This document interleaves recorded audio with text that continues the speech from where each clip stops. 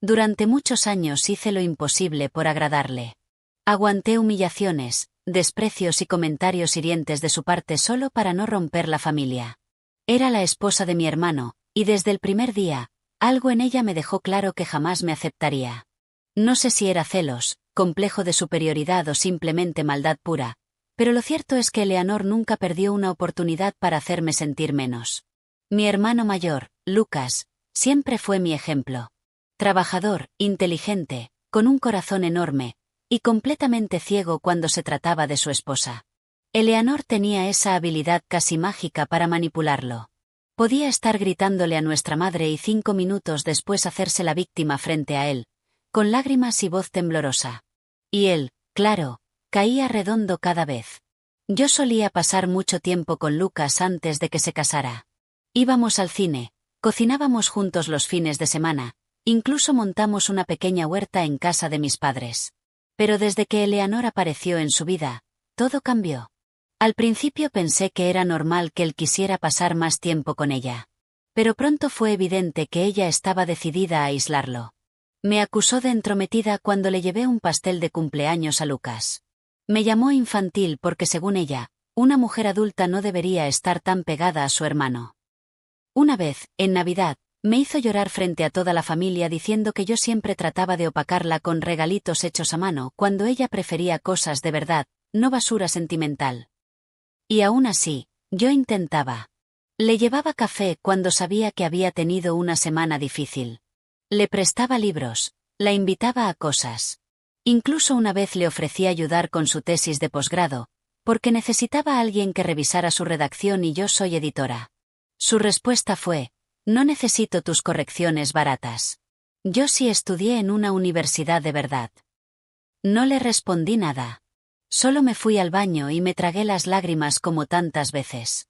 Mi mamá, que lo veía todo, intentaba calmarme diciendo que Eleanor no sabía cómo expresarse o que tal vez tuvo una infancia difícil. Pero con el tiempo me di cuenta de que no era mi responsabilidad entenderla. Aún así, jamás quise confrontarla directamente, por el bien de mi hermano. Pero llegó un punto en el que no pude más. Fue hace 2 años. Mis padres organizaron una reunión familiar en casa. Estábamos todos, primos, tíos, incluso la abuela que casi nunca salía. Eleanor llegó tarde, como siempre, con cara de fastidio y sin saludar a nadie. Se sentó a un lado de Lucas y le murmuró algo. Él solo asintió y le sirvió una copa de vino. Todo iba más o menos normal hasta que alguien sacó el tema de mi nuevo trabajo. Yo había conseguido un puesto como coordinadora editorial en una revista bastante reconocida, algo por lo que trabajé años. Todos me felicitaron, menos ella. Eleanor solo se rió y dijo: bueno, cualquiera con una laptop y corrector ortográfico puede decir que es editora, ¿no? La sala se quedó en silencio. Sentí la cara caliente, el corazón en la garganta, pero esta vez no me quedé callada. La miré directo y le dije: ¿y tú? ¿Qué haces exactamente además de criticar a todos? Manipular a Lucas y tratar como basura a la familia que te abrió las puertas. Mi voz temblaba, pero no me detuve. Te burlas del trabajo de los demás porque sabes que sin él, no tienes nada con que compararte. Se hizo un silencio tan pesado que podías escuchar cómo alguien dejaba el tenedor sobre el plato. Eleanor se levantó, me lanzó una mirada que no voy a olvidar jamás y se fue. Lucas la siguió, como siempre. Esa noche lloré, pero no por ella, sino por él. Porque no podía entender cómo alguien que me conocía desde que nací podía dejarse arrastrar por una persona tan cruel. Pero lo que no sabía es que la vida, eventualmente, pasa factura. Y ella, pronto iba a tener que pagar la suya. La siguiente vez que supe de ellos fue por mi madre, unos 3 meses después de esa reunión.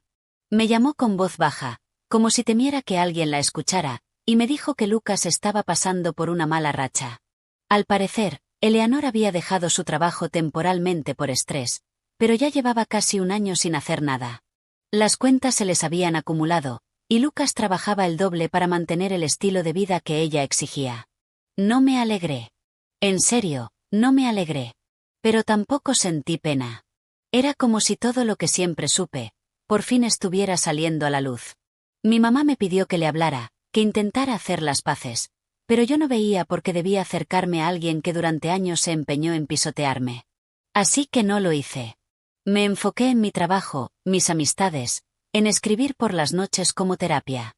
Y créanme, me sentía en paz por primera vez en años. Hasta que un día, mientras estaba en la editorial revisando un manuscrito, recibí un mensaje de Lucas. Solo decía, «¿Podemos hablar?». Me tardé varias horas en responder. Parte de mí quería ignorarlo, dejarlo en visto como tantas veces me hizo sentir él. Pero la otra parte, la que aún lo quería como hermano, no podía. Así que acepté vernos en una cafetería que solíamos visitar de niños. Cuando llegó, me sorprendió lo diferente que se veía. Ojeras marcadas, la camisa arrugada, los ojos apagados. Se notaba que algo en él se había quebrado. Me saludó con un abrazo largo, como si quisiera quedarse ahí. Después se sentó y sin rodeos, dijo. Eleanor me engañó. Me quedé en silencio, procesando. No porque me sorprendiera, sino porque por primera vez lo escuchaba admitir algo así. Me explicó que encontró mensajes en su celular con otro hombre, alguien del gimnasio, que al principio pensó que eran cosas sin importancia, pero luego leyó una conversación donde ella decía que estaba harta de vivir con un mediocre sin ambición. ¿Y qué hiciste?, le pregunté, sintiendo como mi corazón se aceleraba. La enfrenté. Lo negó todo, luego lloró, luego me culpó. Me dijo que si yo fuera más exitoso, no tendría que buscar afuera lo que no encontraba en casa. Eso sí me dejó helada. Porque era exactamente la clase de manipulación emocional que yo conocía de ella. Lucas no lloró, pero se notaba que estaba al límite. Me confesó que no sabía qué hacer. Que aunque todo dentro de él le gritaba que debía irse, una parte de él aún la amaba. O quizás, temía quedarse solo. Y ahí, en esa cafetería, ocurrió algo que jamás pensé que pasaría. Me pidió ayuda. No sé a quién más acudir. Sé que no lo merezco después de cómo permití que ella te tratara, pero no tengo a nadie más. Me siento completamente perdido. Yo no supe qué decir. Una parte de mí quería abrazarlo y prometerle que todo iba a estar bien. Otra parte quería decirle que él permitió esa situación durante años, que ignoró mis lágrimas, mis intentos de acercarme, mis advertencias.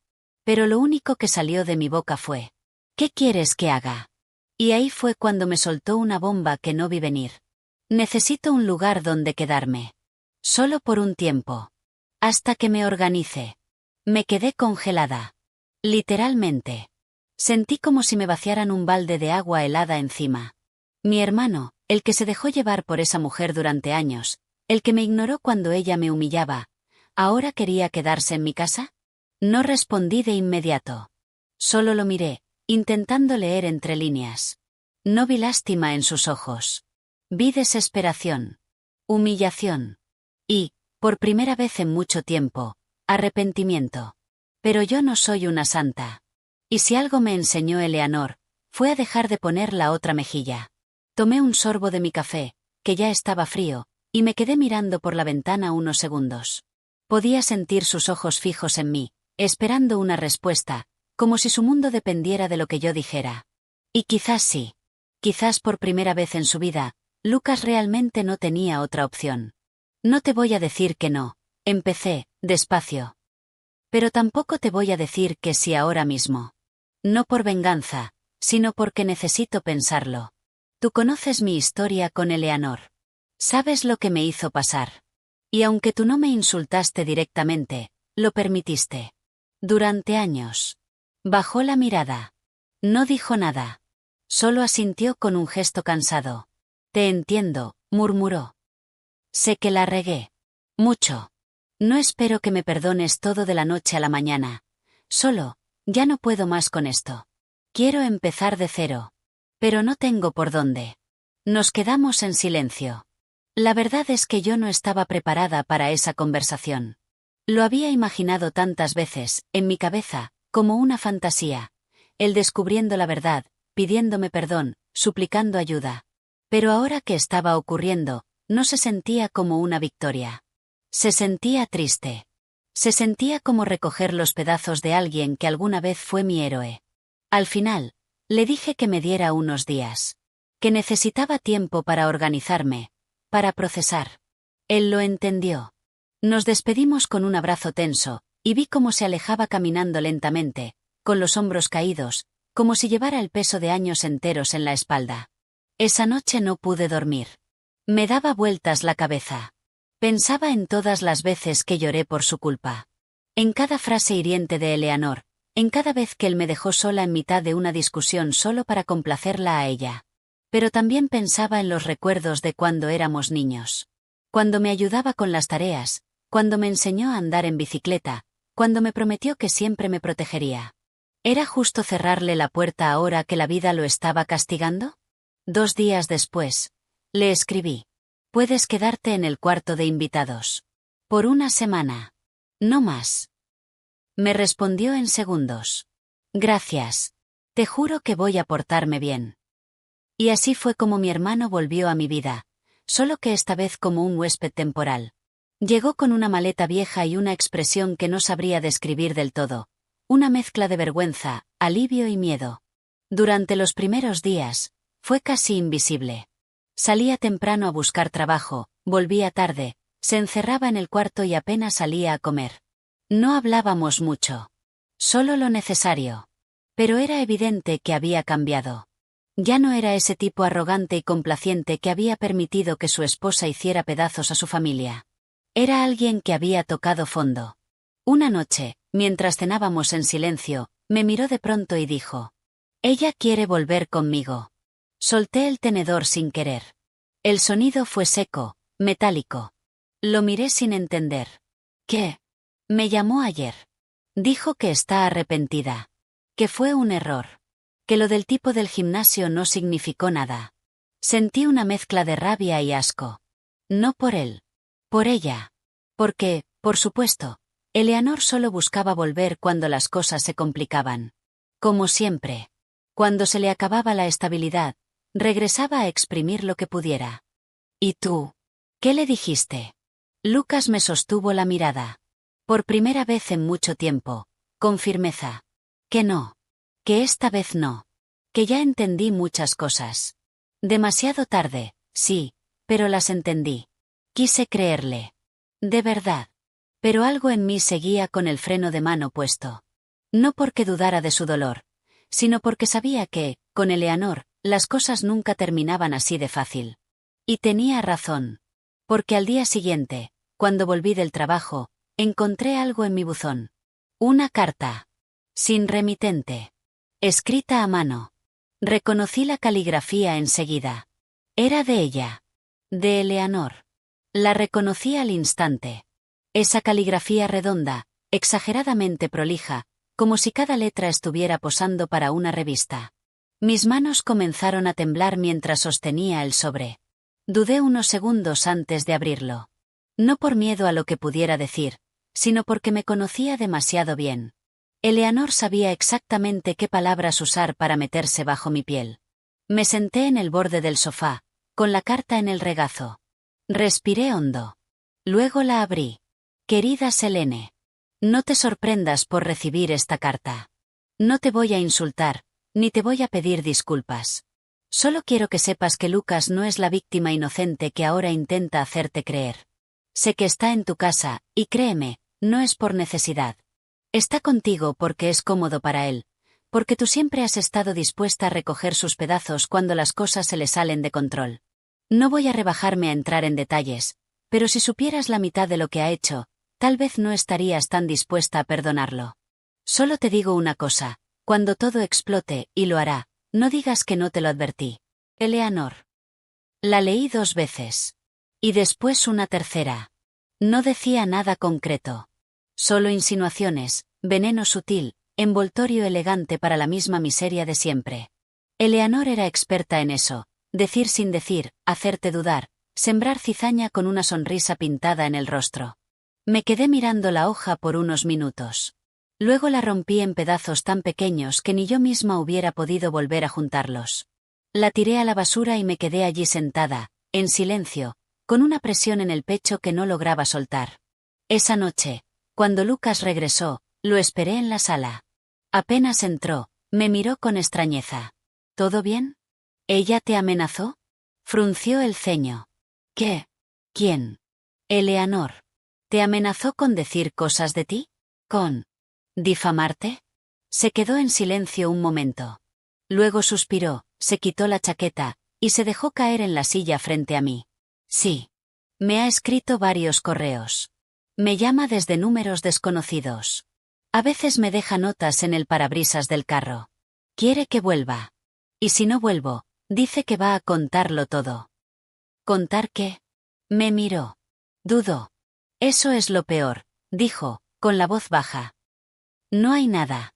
Nada que ella pueda decir que sea real. Pero ella es capaz de inventar lo que sea con tal de dañar. Me observó, como esperando que no le creyera. Pero le creí. No porque confiara ciegamente en él, sino porque sabía perfectamente cómo funcionaba Eleanor. Ella no necesitaba la verdad. Solo necesitaba que la gente creyera su versión. Entonces entendí el verdadero motivo por el que Lucas había venido a mí. No era solo por refugio. Era porque sabía que ella iba a destruirlo si no conseguía refugiarse en alguien que conociera toda la historia. Alguien a quien Eleanor ya no pudiera manipular. ¿Qué quieres hacer ahora? Le pregunté. Seguir adelante. Buscar trabajo, mudarme, rehacer mi vida. Lo que sea, menos volver a esa cárcel. Y por primera vez, le creí de verdad. Durante las semanas siguientes, mi casa se volvió una especie de zona neutral. Lucas comenzó a recuperar algo de su antiguo brillo. Consiguió algunas entrevistas, volvió a leer, incluso cocinaba algunas noches. Me pidió disculpas. No una sola vez, sino muchas. Y no con frases vacías, sino con gestos. Con respeto. Con silencio, cuando era necesario. Pero justo cuando pensé que todo empezaba a calmarse, ocurrió algo que no vi venir. Una mañana, mientras revisaba mi correo electrónico del trabajo, encontré un mensaje con asunto urgente, información sobre tu hermano. Venía de una cuenta anónima. El mensaje tenía una sola línea. ¿Estás segura de que él no te está mintiendo? Busca esto, Lucas Martínez, 2018, Puebla, México. Me congelé. Sentí un zumbido en los oídos. Y, contra todo instinto, busqué. Tecleé despacio, como si cada letra pesara una tonelada. Lucas Martínez, 2018, Puebla, México. Lo escribí con las manos sudorosas, sintiendo como mi respiración se volvía más superficial con cada segundo que pasaba. Al principio no apareció nada. Noticias genéricas, algún perfil de LinkedIn desactualizado, artículos académicos sin relación. Pero luego, en la tercera página de resultados, encontré algo que me dejó paralizada. Un foro antiguo, medio olvidado, con un hilo titulado: Cuidado con este tipo, estafador emocional y financiero. Entré. Y ahí estaba. No una, sino varias personas comentando sobre un tal Lucas Martínez. Un nombre tan común que podría no significar nada. Pero la foto adjunta, difusa, de perfil, era suficiente para que se me helara la sangre. Era él. Más joven, sin barba, pero sin duda él. El primer comentario contaba la historia de una mujer que aseguraba haber conocido a Lucas en un curso de liderazgo en Puebla. Decía que él se había hecho pasar por coach financiero, que había ofrecido ayudarla con inversiones, y que terminó pidiéndole prestado dinero temporalmente que nunca devolvió. Hablaba de manipulación emocional, de cómo él la hizo sentir culpable por desconfiar, de cómo finalmente desapareció con más de 70,000 pesos que ella jamás recuperó. Había más comentarios. Otros usuarios que aseguraban haberlo visto en eventos de desarrollo personal, hablando de abundancia y visualización, vendiendo humo. Ninguno tenía pruebas legales, ni denuncias oficiales, pero la coincidencia de las historias me dejó en shock. Cerré la laptop de golpe. No podía procesarlo. ¿Era posible que Lucas hubiera hecho algo así? ¿Qué todo esto, el llanto, el arrepentimiento, la carta de Eleanor, la estadía en mi casa, fuera parte de un nuevo teatro? Pasé horas con la mente dando vueltas. No quise enfrentarlo sin estar segura. Así que revisé mis cosas. Revisé mi billetera. Mi computadora. Mis documentos. Nada parecía alterado. Nada faltaba. Pero la duda ya estaba ahí, creciendo como una planta venenosa. Esa noche lo observé diferente. Se sentó frente al televisor con una cerveza, riéndose de un programa de cocina como si nada. Yo apenas podía fingir normalidad. Me sentía sucia. Traicionada. Estúpida. No dije nada hasta el día siguiente, cuando lo encontré en la cocina preparando desayuno. ¿Estuviste en Puebla en 2018? Se congeló.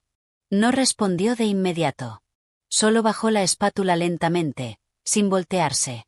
Sí, dijo al fin. ¿Por qué? Porque alguien me mandó un mensaje. Anónimo.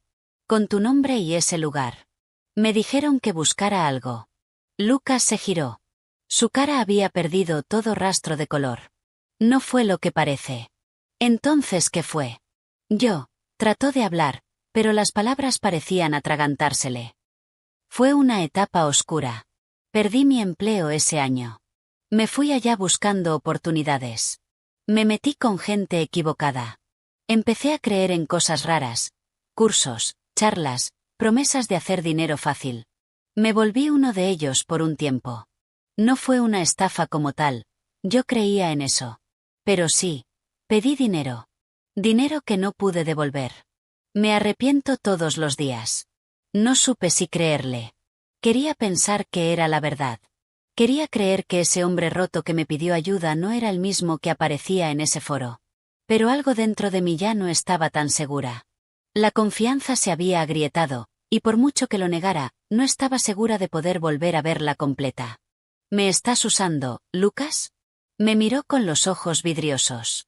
Se le quebró la voz. No. Te juro que no.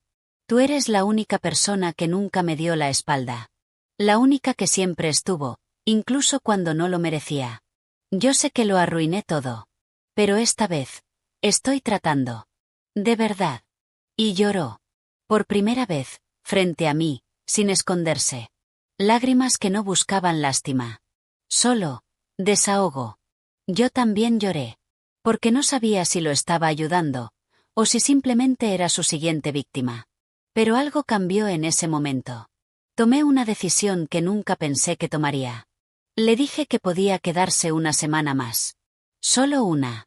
Pero que después tenía que irse. Y que jamás volviera a mentirme. Porque si lo hacía, no solo perdería un techo, perdería a la única persona que todavía lo consideraba familia. Lo que no sabía era que la historia aún no había terminado. Ni de cerca. Durante los días siguientes, la tensión en mi casa era tan densa que podías cortarla con un cuchillo. Lucas intentó comportarse con normalidad, pero yo ya no veía las cosas igual. Todo lo observaba con lupa. Cómo me hablaba, cómo se movía, que buscaba con la mirada cuando pensaba que no lo veía. Y lo peor, es que él se dio cuenta. Una noche, después de cenar en silencio, me dijo sin rodeos. ¿Quieres que me vaya ya? Lo miré. Y por un momento dudé. No es eso, le dije. Pero necesito espacio. No quiero volver a ser esa persona que lo da todo y termina con nada. Y contigo, no sé dónde estoy parada. Estoy tratando de cambiar, Selene. Aunque no lo creas, estar aquí me ha hecho ver cosas que antes no quería enfrentar. Tú me estás obligando a mirarme de frente. Y no me gusta todo lo que veo. Me dolió escucharlo.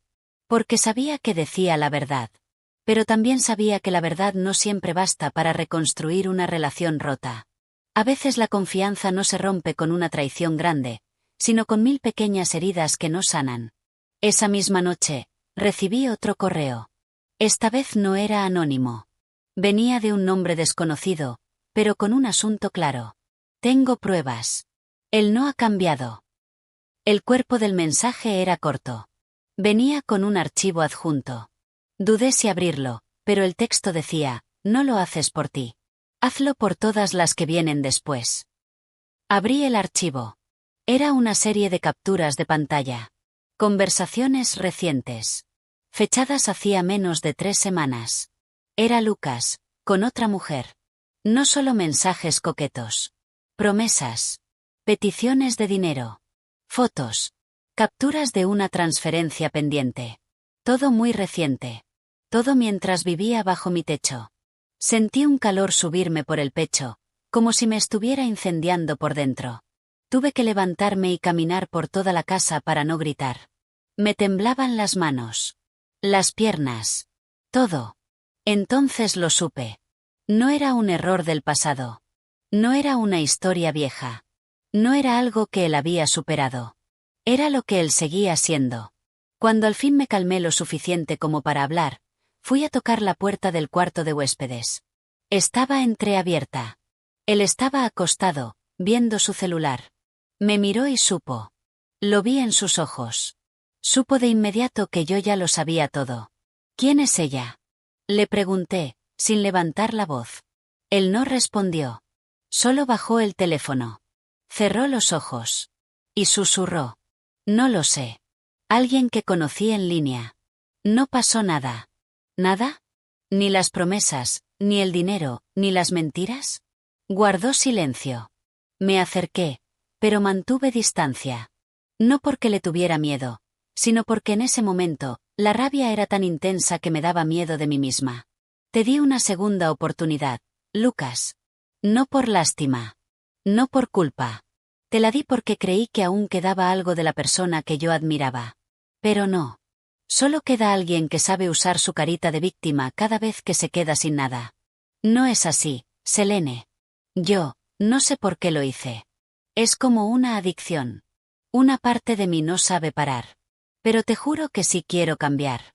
Entonces vete a cambiar lejos. Le grité, sin poder contenerme más. No voy a ser la niñera emocional de un hombre que no se respeta ni a sí mismo. No gritó. No discutió. Solo se levantó. Empezó a guardar sus cosas lentamente. Por primera vez, sin excusas, sin dramatismo. Solo un silencio aplastante. Cuando se fue, cerré la puerta y me derrumbé en el suelo. No porque lo extrañara, sino porque me dolía la herida invisible de una confianza traicionada por alguien que alguna vez fue mi hogar. Pero ahí, entre lágrimas, tuve un pensamiento que no pude ignorar. Eleanor tenía razón, pero por las razones equivocadas. Pasaron varias semanas sin saber nada de él. No un mensaje, no una llamada, ni una indirecta escondida en redes sociales. Y yo, no lo busqué. No por orgullo. Por dignidad. Porque entendí que a veces no es cuestión de pelear por alguien, sino de salvarte de ti misma. Los primeros días fueron raros. Extrañamente silenciosos. Después de tanto drama, tanto cuidado emocional, tanto control, mi casa por fin se sentía como mía. Volví a mis rutinas, a mis libros, a mis plantas. Y cada vez que me preguntaban por Lucas, respondía con un simple, ya no vive aquí. No necesitaba dar explicaciones. No a nadie. Mucho menos a él. Pero un día, recibí una llamada inesperada. Era mi madre. ¿Supiste lo de tu hermano? No. No sabía nada. Me dijo que Lucas había sido internado en una clínica. Que tuvo un colapso nervioso en mitad de una entrevista de trabajo. Que lo encontraron desorientado, hablando solo, completamente fuera de sí. Sentí un nudo en el estómago. No porque me culpara, sino porque, a pesar de todo, seguía siendo mi hermano. Porque aún dolía verlo romperse, aunque yo ya no pudiera sostenerlo. Días después, él mismo me escribió. Un mensaje corto. Gracias por no darme lo que pedía. Gracias por darme lo que necesitaba. Ya no espero que me perdones. Solo quería que lo supieras. No respondí. No hacía falta. Las palabras, esta vez, no podían reparar lo que el tiempo ya había descompuesto. Pero algo en mí se aflojó. No rabia. No resentimiento. Solo cierre. ¿Eleanor tuvo razón sobre él? Sí. Pero su intención nunca fue protegerme, sino destruirme también. ¿Y Lucas? Lucas no era un monstruo. Era un hombre roto que eligió quedarse roto. No pude salvarlo. Nadie podía, excepto él. Hoy tengo mi paz. Y no me avergüenzo de haberle dado una segunda oportunidad. Porque al final, no la necesitaba él. La necesitaba yo. Para demostrarme que puedo ser compasiva sin sacrificarme. Que puedo ser fuerte sin volverme fría. Que puedo cerrar una puerta sin dejar una parte de mí del otro lado. Así que, ¿fui la mala por dejarlo caer? ¿Fui cruel por no sostenerlo cuando más me necesitaba? ¿O fui simplemente humana, cuidando lo poco que aún me quedaba? No lo sé. Pero tal vez ustedes sí puedan decirme. ¿Fui yo la mala?